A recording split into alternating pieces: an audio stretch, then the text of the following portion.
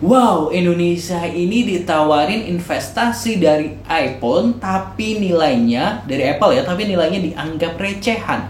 Kok bisa gitu ya? Berbeda banget nih dengan investasi yang dilakukan oleh Apple di Malaysia, Vietnam, dan Singapura. Oke, pastinya akan kita bahas dalam War Action. Jangan lupa subscribe Wow Channel terlebih dahulu. Pak C, Mak C, Kakak, Abang, Upin, Ipin, terima kasih buat yang udah mau subscribe. Jadi gini nih, wow people, seri terbaru iPhone yaitu iPhone 16 ini belum juga masuk di Indonesia. Padahal seri terbaru ini sudah diluncurkan dan pastinya dinanti. Kenapa sih masih belum masuk Indonesia? Katanya sih karena belum dealnya antara pemerintah Indonesia dengan pihak Apple selaku produsen iPhone. Nah, sampai CEO Apple Cook ini tidak menyebutkan nama Indonesia sebagai salah satu negara yang mencatatkan penjualan tertinggi saat pidatonya pada September lalu. Padahal sebelumnya dalam pidatonya Cook ini nih sering banget menyebut Indonesia sebagai penyumbang pemasukan Apple terkuat. Nah, dengar nih, karena Apple ini minta holiday tax atau tax holiday di Indonesia ini sampai 50 tahun.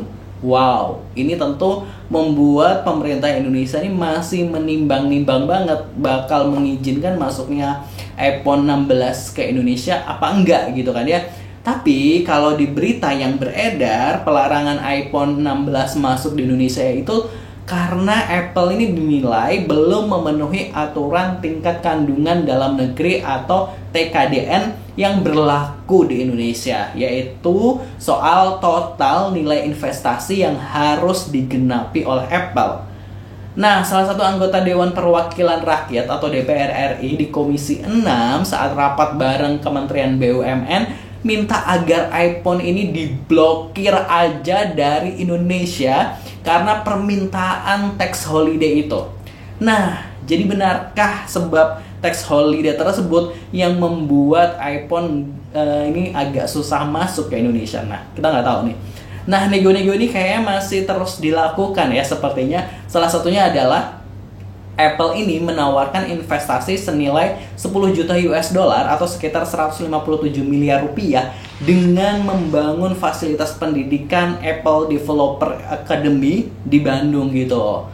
Nah, angka ini nih dinilai terlalu kecil oleh masyarakat Indonesia sebab kalau buat balikin duit 157 miliar hanya cukup menjual 7.850 unit iPhone dengan harga 20 jutaan ini sudah balik modal. Padahal iPhone ini bisa menjual produknya ini berjuta-juta unit di Indonesia loh.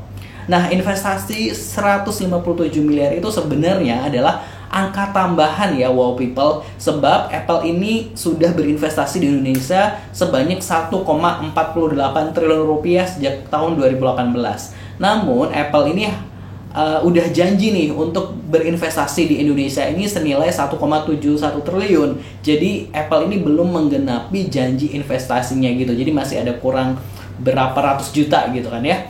Nah, kalau kata Menteri Perdagangan sih, jika Apple sudah menggenapi janjinya buat invest di Indonesia senilai 1,71 triliun itu, nah bakal langsung dapet tuh izin buat penjualan iPhone 16. Bakal langsung keluar deh itu izinnya.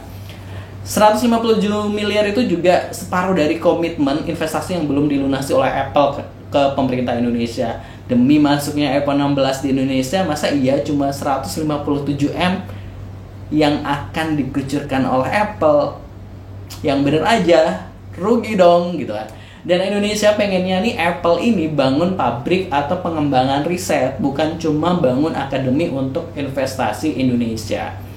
Nah, berbeda dengan Indonesia yang hanya mendapatkan investasi dari iPhone 1,71 triliun tapi belum lunas gitu kan.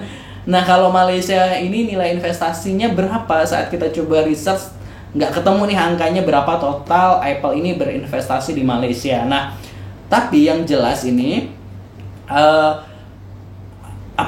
buat warga Malaysia, kalau yang tahu nilai investasinya berapa Apple di Malaysia boleh bantu tulis di kolom komentar ya. Tapi yang lebih jelas itu adalah iPhone atau Apple ini udah bikin Apple Store di Malaysia. Nah, salah satunya nih berada di area CRX Tower. Dan Malaysia ini menjadi Apple Store gitu kan, negara ketiga di Asia Tenggara setelah Singapura dan Thailand. Padahal kan market terbesar iPhone itu di Indonesia, tapi lebih memilih buka di Malaysia. Nah, nggak tahu kenapa nih, apa pertimbangan Apple. Dan Singapura sendiri, di Singapura Apple ini menanamkan investasinya senilai lebih dari 250 juta US dollar atau sekitar 4 triliun rupiah.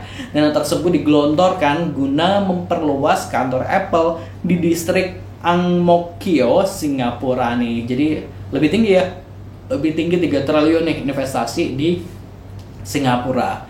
Lebih lagi nih di Vietnam, Apple ini sampai investasi mencapai 256 triliun loh. Beda kan? Beda jauh banget kan angkanya dengan Indonesia.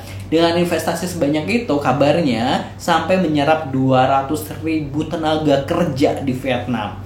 Namun konsekuensinya emang Apple ini bisa dapat tax holiday dari pemerintah Vietnam selama 50 tahun. Kira-kira balik modal nggak tuh ya? Nah, pastinya kita melihat bagaimana hasilnya nanti. Apakah pemerintah Indonesia ini bisa menang melawan Apple dan siapa yang akan kuat bertahan, Apple atau Indonesia? Kalau dilihat dari nilai investasi di Indonesia dengan negara tetangga sih kayaknya Indonesia ini paling kecil ya dapat investasi dari Apple ini nilainya. Padahal kan mereka untung banyak dari Indonesia. Duh kan? Berasa dipandang sebelah mata nggak nih? Padahal lahan basahnya ini ada di Indonesia. Gimana nih menurut Wow People? Pastinya tulis di kolom komentar. Jangan lupa subscribe buat channel. Terima kasih. Wassalamualaikum.